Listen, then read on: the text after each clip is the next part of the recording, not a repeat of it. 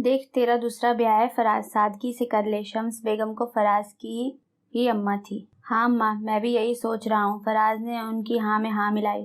حسنہ کی شادی کے جوڑے ہی شہلا کو چڑھا دیتی ہوں، سونا ہونا دینا تو بیکار ہے، ایویں ہی ڈکیتی پڑ جاتی ہے۔ شمس بیگم نے دماغ چلایا۔ حق مہر کا کیا کریں گے اماں؟ فراز نے سوالیہ نظروں سے اماں کو دیکھا۔ کرنا کیا ہے بیٹا، جوڑے کی رقم اور حق مہر کی رقم ایک برابر رکھ لینا، جو وہ جوڑے کی رقم دیں وہی تو پلٹا کر حق مہر دے ڈالنا۔ شمس بیگم کے پاس ہر مسئلے کا حل تھا۔ اور جوڑا؟ فراز نے پھر سوال داغا۔ ارے پہلی شادی کی شیروانی ہی چڑھا لینا دوبارہ، اس میں کیا بڑی بات ہے بھلا؟ شمس بیگم نے بیٹے کے سر پر ہاتھ مارا۔ چلو پھر اماں، بات کر آتے ہیں۔ فراز نے ہتھیلی پر سرسوں جمائی۔ ہاں چل۔ شمس بیگم نے حسنہ کو جلانے کے لیے خود بھٹی میں ہاتھ ڈال کر انگارے نکالنے جیسا کام کیا۔ تم سے شادی میری زندگی کی سب سے بڑی غلطی، عطیہ نے ذیشان کو سنایا۔ بات سنو، تم خود مر مر کر میرے رکشہ میں آ کر بیٹھتی تھی، ذیشان نے سچ کہہ دیا۔ ہاں میں ہی اندھی تھی تمہاری محبت میں، مگر اب نہیں رہی، عطیہ نے چیخ چیخ کر پاس سے گزرنے والوں کو بھی متوجہ کر لیا۔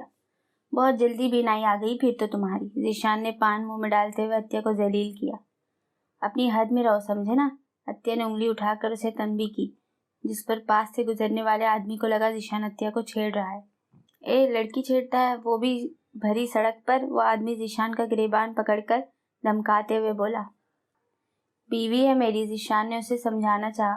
وہ آدمی ذیشان کی بات تو سمجھ نہ سکا، لیکن عطیہ کو خاموش کھڑا دیکھ کر دو ہتھڑ ذیشان کی گردن کے نیچے لگا دیے۔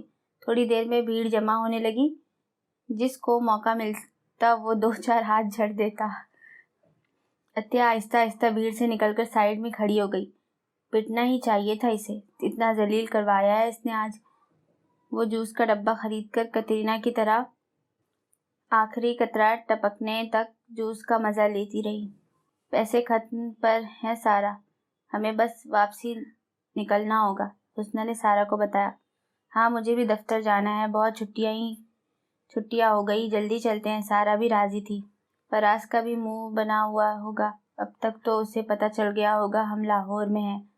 حسنہ کو فراز کی بھی فکر ستائی۔ جلدی جا کر اسے سرپرائز دے دینا، سارا نے مشورہ دیا۔ ہاں بس بہت مزے کر لیے، اب تو مشہور بھی ہو گئے ہیں ہم۔ شام کو ہی ٹرین پکڑتے ہیں، پرسوں تک گھر پر ہوں گے۔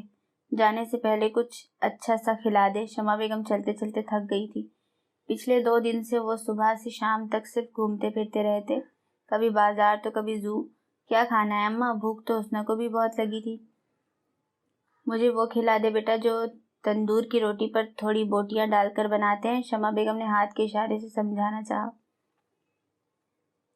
اماں شاید کسی مزار کے لنگر کی بات کر رہی ہیں، سارا نے اندازہ لگایا۔ ہٹ دفعہ دور، تو جا لنگر کھانے، میں تو اس کی بات کر رہی ہوں جو بہت مہنگا سا ہوتا ہے، جس پر دور دور سبزیاں بھی پڑی ہوتی ہیں، اور وہ جو چوہے کے کھانے کی چیز ہوتی ہے وہ بھی۔ ہاں یاد آیا، چیز۔ اماں نے اپنے ہی ہاتھ پر تالی ماری۔ وہی موٹی روٹی پر چیز اور سبزیاں اور مرغی کی بوٹیاں، بس وہی کھانا ہے۔ شمع بیگم کے منہ میں پانی بھر آیا۔ اماں اتنی بڈھی ہو گئی ہو، تمہاری زبان کے چسکے نہیں جا رہے، سارا نے اماں کو تپایا۔ تمہارے ابا کے مرنے کے بعد جب میں بیوہ ہوئی، شمع بیگم رونا شروع ہوئی۔ میں نے اپنی ایک ایک خواہش کو مار کر تم لوگوں کو اچھا اچھا کھلایا، اور تم لوگ میرے نوالوں کا حساب رکھتے ہو۔ ان کے رونے میں تیزی آ گئی۔ اماں ایک بات کہوں؟ حسنہ نے ڈرتے ڈرتے پوچھا۔ شمع بیگم نے اجازت دی۔ کیا ابا کے زندہ ہوئے بھی تم بیوہ ہو سکتی تھی؟ اب کے دونوں بہنیں تالی مار کر ہنسی۔ جاؤ، نہیں کھاتی میں کچھ بھی، شمع بیگم کی بری طرح تپ گئی تھی۔ ارے اماں ہم نے تو مذاق کیا تھا، چلو پیزا کھاتے ہیں، مگر 2 ٹکڑوں سے زیادہ نہ کھانا۔ حسنہ نے پیار سے اماں کے گلے میں بازو ڈال کر محبت سے ان کا ماتھا چوما۔ یہ سچ تھا کہ ابا کے جانے کے بعد شمع بیگم نے عورتوں کے منہ نوچ نوچ کر پیسہ کما کر انہیں پالا تھا۔ وہی پرانی شیروانی پہنے خود کو آئینے میں دیکھتے اس کا چہرہ کھل اٹھا۔ دل کے ارمان پورے ہونے جا رہے تھے۔ شہلا ہی اس کی پہلی محبت تھی، ویسی مرد کی محبت میں پہلی اور آخری کا چکر تو نہیں ہوتا، لیکن شہلا ہی وہ پہلی لڑکی تھی جس پر اس نے پیسے خرچ کیے تھے چنا چاٹ کھلا کر۔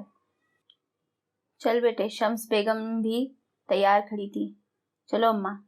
عطر کی شیشی کو شیروانی پر رگڑتے وہ پھر سے آئینے میں ایک نظر ڈالتا اماں کے پیچھے کمرے سے نکلا۔ حسنہ کی واپسی کب تک کی ہے بیٹا؟ شمس بیگم کو رہ رہ کر ڈر ستا رہا تھا۔ اماں ابھی 2 دن باقی ہے، تم فکر نہ کرو۔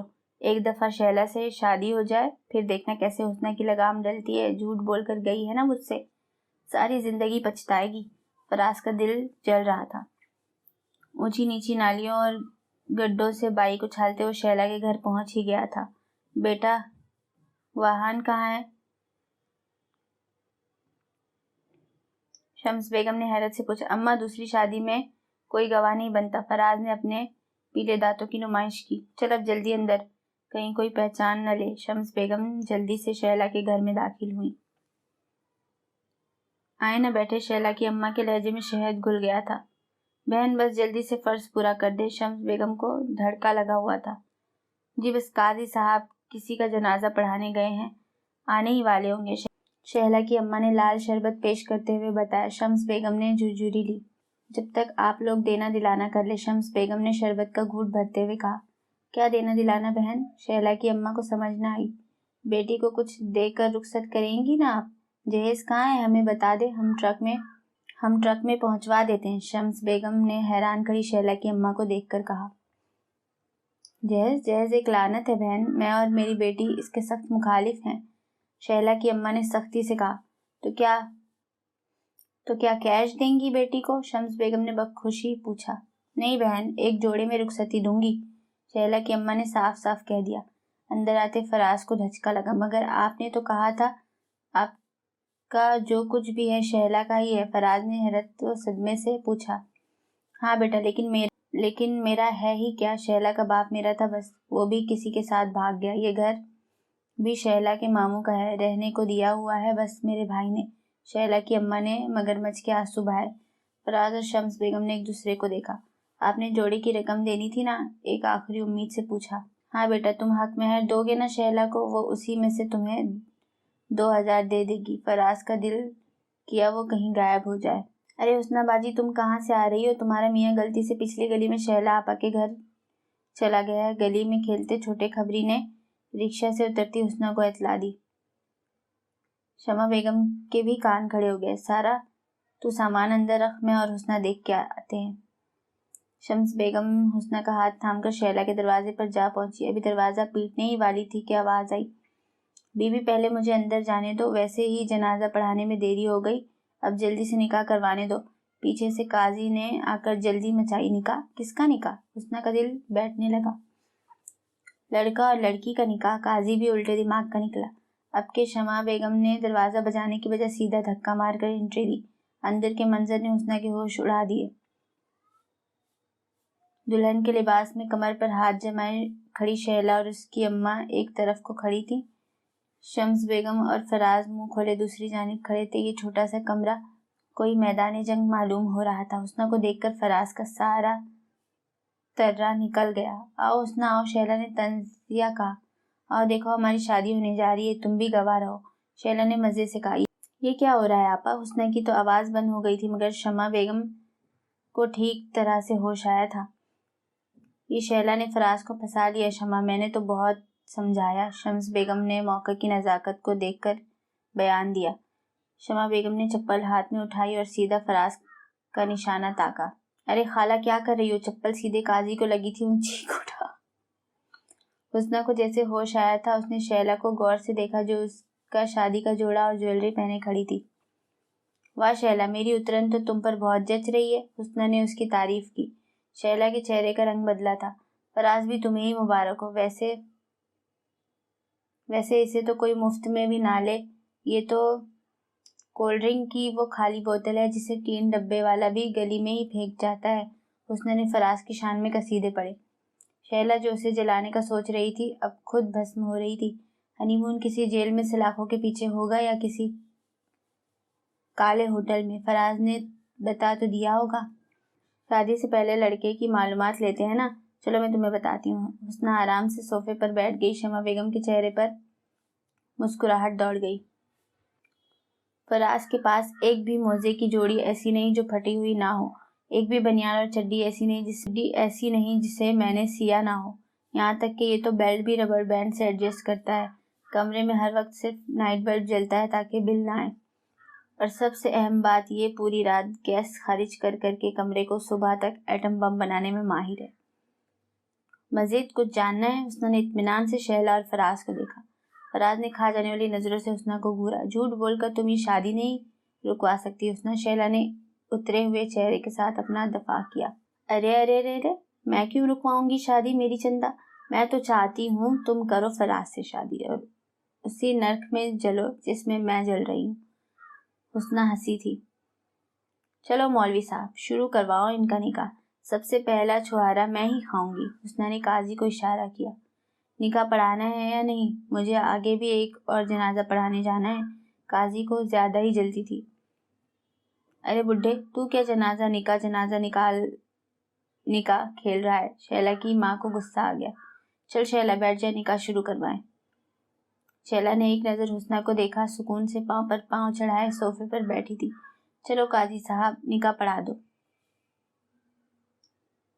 شہلا کی اماں نے قاضی کے کان میں کچھ سور پھونکا اور نکاح پڑھانے کا حکم جاری کیا۔ شہلا بنت حبیب، کیا آپ کو 10 لاکھ سکہ رائج الوقت حق مہر کے ساتھ فراز احمد والشباب احمد سے نکاح قبول ہے؟ قاضی کے لفظوں پر فراز کو دل کا دورہ پڑتے رہ گیا۔ کیا کہہ رہے ہیں قاضی صاحب؟ حق مہر 11,000 روپے ہے۔ آپ نے شاید غلط سن لیا ہے۔ فراز کے طوطے اڑ کر آسٹریلیا چلے گئے تھے۔ نہیں دولہے میاں، ہم کو لڑکی کی اماں یہی حق مہر بولی تو ہم یہی بولیں گے نا۔ آپ لوگوں نے کیا طے کرے وہ ہم کو کیا معلوم؟ قاضی صاحب اپنے اصلی لہجے میں بولے۔ شائستگی اب مکمل طور پر غائب ہو چکی تھی۔ آنٹی، آپ کو غلط فہمی ہوئی ہے کیا؟ فراز نے پریشان نظروں سے انہیں دیکھا۔ آنٹی؟ شرم کر فراز، عمر میں تجھ سے کچھ ہی سال بڑی ہوں گی میں تو مجھے آنٹی کہہ رہا ہے؟ شہلا کی اماں کا لفظ آنٹی پر شدید رد عمل سامنے آیا۔ کوئی 40 کو پار کرنے والا ہے تو؟ اتنی عمر میں تو لوگوں کے بچے 10ویں کا امتحان پاس کر لیتے، تیرا بچپنا نہیں جا رہا؟ آیا بڑا ننھا آنٹی کہنے والا۔ شہلا کی اماں نے فراز کی جو کھینچائی کی، حسنہ ہنس کر لوٹ پوٹ ہو گئی۔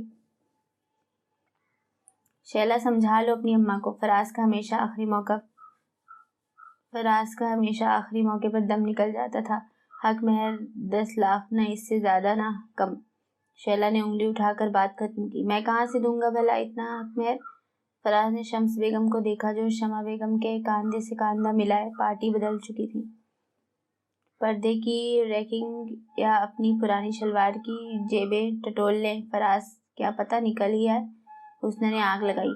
آٹے کا ڈبہ اور چاول کی بوری میں بھی چیک کر لینا۔ حسنہ کو مزید جگہیں یاد آئی۔ فراز نے اسے گھور کر دیکھا، مگر اب وہ کہاں ڈرنے والی تھی۔ میرے کو جلدی ہے بھائی، تم لوگا کب تو بھی فیصلہ کریں گے؟ وہاں مردہ بھی پڑا ہوگا میرے انتظار میں۔ قاضی صاحب کو جنازے میں جانے کی پڑی تھی۔ بولو قبول ہے؟ شہلا نے کھڑے ہوتے ہوئے پوچھا۔ شہلا کچھ کم کر لو پلیز، فراز نے منت کی۔ ہاں شہلا، کچھ تو کم کرو، کوئی درمیان کا راستہ نکالو۔ حسنہ کو مزہ آنے لگا۔ تم منہ بند کرو اپنا حسنہ۔ اس کے بولنے پر شہلا تب گئی۔ ٹھیک تو کہہ رہی ہے حسنہ، فراز نے حسنہ کی طرف داری کی۔ چلو بس 20,000 میں ڈن کرو، فراز نے مان سے اسے منایا۔ دفع ہو جاؤ فراز، شہلا نے غصے میں جھومر اتار کر پھینک دیا جو سیدھا قاضی صاحب کی آنکھ سے جا ٹکرایا۔ ہائے اللہ، میری آنکھ پھوڑ دی، قاضی بلبلا اٹھا۔ بڈھے، تو نے کیا میت لگا رکھی ہے؟ ابھی دفع ہو جا ورنہ میں یہی تیرا جنازہ پڑھوا دوں گی۔ شہلا کا غصہ عروج پر تھا۔ فراز نے ایک دفعہ پھر اپنی اصلیت کھل کر دکھائی تھی۔ لے تجھے مبارک تیرا شوہر، اس سے شادی کرنے سے اچھا میں بن بیاہی مر جاؤں۔ شہلا نے بقیہ جویلری اتار کر فراز کے منہ پر ماری۔ شہلا کی اماں کو صدمہ پہنچا تھا، شادی ہوتے ہوتے رہ گئی تھی۔ چل حسنہ گھر چل۔ شمع بیگم نے واپس حسنہ کے ہاتھ تھاما اور سیدھی گھر لے گئی۔ تھوڑی ہی دیر میں فراز اور شمس بیگم بری طرح ان کا دروازہ پیٹ رہے تھے جو اب کھلنے والا نہیں تھا۔ ہائے حسنہ، میں نے سنا فراز اور شہلا زرینہ جلدی سے سیڑھیاں اتر کر آئی تھی۔ आओ आओ तुम भी मजे ले लो बीबी, माँ ने यही सिखा कर भेजा है तुम्हें, हमारे कलेजे काट डालो। शमा बेगम दुखी दिल से बोलती रोने लगी। नहीं नहीं अम्मा, मुझे तो सच में दुख है, हुस्ना तो मुझे बहुत अजीज है। जरीना ने जबरदस्ती हुस्ना को गले लगाकर भींच लिया। अब न जाना उस फराज के साथ, यहीं रहो आराम से, कुछ दिन मेरे साथ ऊपर गुजार लो। जरीना के लहजे से टपकता शहद शमा बेगम को हजम न हो सका। उन्होंने खोजी नजरों से बहू को टटोला। सारा और हुस्ना भी कम हैरान न थी। फराज दरवाजा पीट पीट कर थक गया था। आखिर में सारा ने दरवाजे पर जाकर उसे भगा दिया। पीट पीट कर जीशान का चेहरा सूज गया था। थोड़ी देर में वो लंगड़ाता वह अत्या को ढूंढते उसके पास आया था। कहाँ चली गई थी तुम? कितनी बेदर्दी से मारा है सबने तुम्हें, देखो मेरा मुंह। जीशान दर्द की शिद्दत से कराहता हुआ बोला था। मैंने बहुत बचाने की कोशिश की जीशान, मगर जब गैर मर्दों की भीड़ लगी तो मुझे मजबूर साइड में आना पड़ा। लहजे में दुख समोए वह जीशान के जख्म देखने लगी। ज्यादा गहरे नहीं है, फिक्र न करो, सिर्फ ऊपरी चोटें हैं, सिकाई से ठीक हो जाएंगी। सबको कह देना एक्सीडेंट हुआ है बस। अत्या ने उसे सहारा देते होटल की राह ली। जीशान को समझ तो सब आ गया था, मगर इस वक्त वो उसके रहमो करम पर था। कराची जाते ही वो अत्या को सबक सिखाने का इरादा कर चुका था। बस रेहान इस घोड़े पर बिठा दो, फिर वापस चलेंगे। गुलशन घोड़ा देखकर अटक गई थी। मोटी रहम का जानवर पर जुमला रेहान के लबों पर ही दम तोड़ गया। मेरी जान चोट भी लग सकती है, ऐसे काम ना करें, रेहान ने नरमी से उसे समझाया। अरे घोड़े पर सवार होने में कैसी चोट? गुलशन ने उसका मजाक उड़ाया। अरे तुझे नहीं, घोड़े को पागल उस्तानी। फिर दिल ने दुहाई दी। भैया मुझे सवारी लेनी है। गुलशन खुद ही घोड़े के मालिक के पास पहुंच गई। घोड़े के मालिक ने एक नज़र गुलशन पर डाली, दूसरी तरस खाकर रेहान पर। जाओ बाजी, ये सवारी वाला घोड़ा नहीं है, मुझे अपना घोड़ा बहुत अजीज है। उसने साफ इनकार किया। गुलशन का मुंह फूलकर मजीद गुप्पा हो गया। चलो रेहान वापस, इससे अच्छा तो हमारा कराची है, मैं समुंदर जाकर घोड़े पर बैठूंगी। अब वो पैर पटकती आगे बढ़ गई। रेहान उसका खाने पीने का सामान उठाए बहुत मुश्किल से वजन संभालता उसके पीछे चल पड़ा। अयाज अयाज, आमना उसे सारे घर में आवाजें लगाती ढूंढ रही थी। क्या हुआ आमना? अयाज वॉशरूम से निकलकर शीशे के आगे खड़ा हो गया। जिसका मुझे था इंतजार, जिसके लिए दिल था बेकरार, वो घड़ी आ गई। आमना ने बेसुरे सुरों से पूरा कमरा सर पर उठा लिया। क्या हुआ आमना, जल्दी बताओ, दुकान का टाइम हो गया है। अयाज ने उसे अजीब हरकतें करते देखा। मैं अम्मी बनने वाली हूँ, वो चहक कर बोली। अयाज ने हैरत से उसे देखा। आहिस्ता आहिस्ता चेहरे पर खुशी ने जगह ली थी। मैं अपने बेटे का नाम अशफाक गज्जर रखूंगा, वो खुशी से सीना तान कर बोला। आमना की खुशी लम्हे भर में काफूर हुई। उसने एक कहरज़दा नजर अयाज पर डाली। बस यही नाम रह गया था, कोई हीरो वाला नाम रखो, जैसे सालार सिकंदर, जहान सिकंदर, हयात सिकंदर वगैरह। आमना ने उंगलियों पर नाम गिन दिए। अब ये मुआ सिकंदर कौन है? मेरा बच्चा है, नाम भी मेरा ही होगा ना। अयाज ने हैरत से इतने सिकंदर सुने। ऐसा करो पैदा भी तुम ही कर लो। आमना मुंह फुलाए बैठ गई। अच्छा ना, अब मुंह न बनाओ, रख लेना तुम नाम। अयाज कहाँ उसे नाराज देख सकता था। मैंने सोच लिया। आमना ने चुटकी बजाकर खुशी का इजहार किया। अयाज ने एब्रो चढ़ाकर नाम जानना चाहा। हाशिम सालार गाजी। उसने जल्दी से अपने तीनों पसंदीदा हीरो के नाम जोड़ दिए। अयाज ने हंसी दबाई। और अगर बेटी हुई तो? अयाज ने नया शोशा छोड़ा। परीशे बहारे खानजादा, वो इतराई थी जैसे कह रही हो सब सोच रखा है। अयाज ने ओके का इशारा दिया। आमना से क्या बहस करता, उसे तो वो उसकी तमाम ख्वाहिशों के साथ कबूल कर चुका था। मुसद्दिक और जरीना दिन रात हुस्ना को सराखों पर बैठा रहे थे।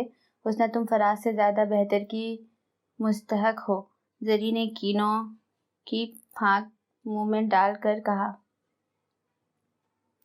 चूहे जैसा मुंह, बांस जैसा कद और कंजूसी में तो जरी ने अभी बोलना ही शुरू किया था कि हुस्ना खड़ी हो गई। बस भाभी बस, मेरे शौहर के खिलाफ एक लफ्ज न कहना। मैं जो चाहे कह सकती हूँ पर सुन नहीं सकती। हुस्ना की बचपन की मोहब्बत ने जोश मारा। जरीना का मुंह खुला का खुला रह गया। میں واپس جا رہی ہوں اپنے شوہر کے گھر۔ وہ اپنا سامان سمیٹنے لگی۔ ارے حسنہ بھول گئی کیا وہ شیلا سے شادی رچانے والا تھا؟ زری کو اپنا منصوبہ ناکام ہوتا دکھائی دیا۔ ہاں تو میں نے بھی جھوٹ بول کر لاہور کی سیر کی ہے، حساب برابر۔ حسنہ نے پورا سامان باندھ لیا تھا۔ اماں چھوڑا مجھے اب واپس، میں مورچہ چھوڑنے والی نہیں اب، ورنہ پھر کوئی شیلا جیسی آ جائے گی۔ وہ دروازہ کھولتی سیدھی باہر نکل گئی۔ شمع بیگم چادر اٹھائے اس کے پیچھے دوڑی۔ زرینہ کے خواب چکنا چور ہوئے تھے۔ اس نے تنگ آ کر گھر کا خواب ہی چھوڑ دیا۔ ریحان نے بہت مشکل سے گلشن کے ساتھ زندگی نبھانے کا فیصلہ لے ہی لیا تھا۔ گلشن نے بھی اپنے وزن میں کمی لانے کا وعدہ کیا تھا۔ عطیہ نے سلائی شروع کر دی تھی۔ ذیشان کا رکشہ آئے دن ہی خراب ہوتا، ایسے میں عطیہ کو ہی کمر توڑ سلائی کرنی پڑتی۔ جلد ہی اللہ نے انہیں چاند سی بیٹی دی۔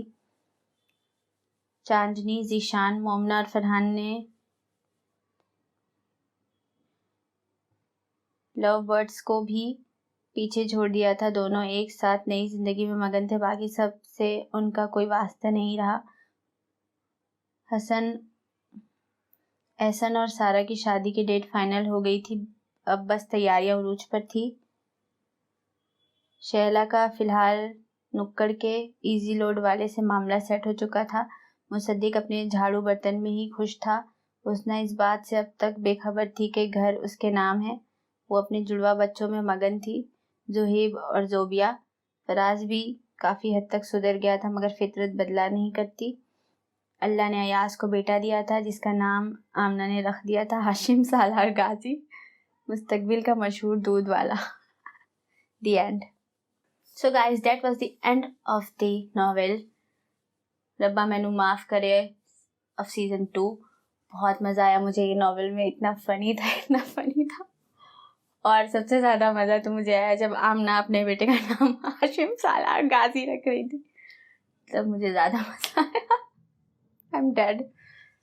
میں ہنستے ہنستے پاگل ہو چکی ہوں، اور آپ بھی ہنستے رہیے ایسے ہی فنی ناولس سن کر۔